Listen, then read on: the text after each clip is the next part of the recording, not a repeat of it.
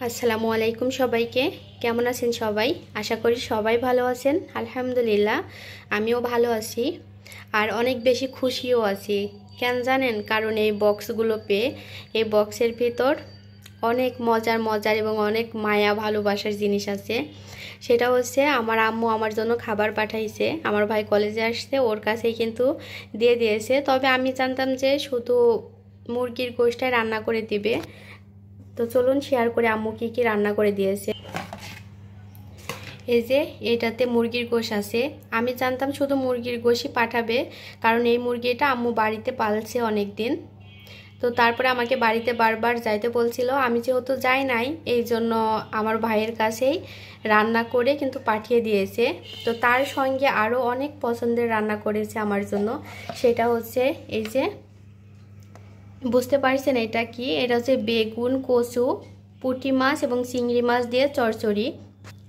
আর এই যে এই বক্সে আছে অনেক মজার একটি তরকারি। এটা হচ্ছে পুঁই শাক, কচু, চিংড়ি মাছ দিয়ে চচ্চড়ি। এই ধরনের রান্না কিন্তু আমি অনেক বেশি পছন্দ করি। তার জন্য আম্মু এই যে গোশ পাঠাইছে, তার পাশাপাশি আবার এই যে আমার জন্য চচ্চড়িও করে দিয়েছে। আম্মু কিন্তু একটু অসুস্থ, তো তারপরেও যে এতগুলো রান্না করে দিয়েছে আমি নিজেই অনেক বেশি অবাক হয়েছি এবং আমার খারাপ লাগছে যে অসুস্থর মাঝে এত কিছু রান্না করে দেওয়ার দরকার ছিল না।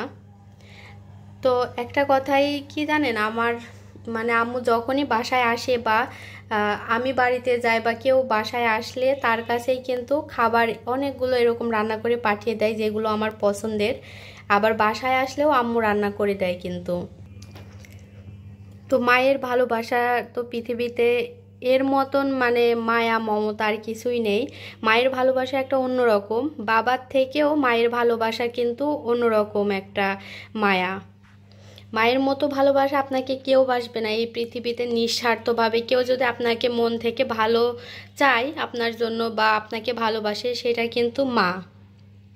তো আম্মু যেহেতু একটু অসুস্থ, সবাই প্লিজ আমার আম্মুর জন্য দোয়া করবেন যেন আম্মু দ্রুত সুস্থ হয়ে যায়।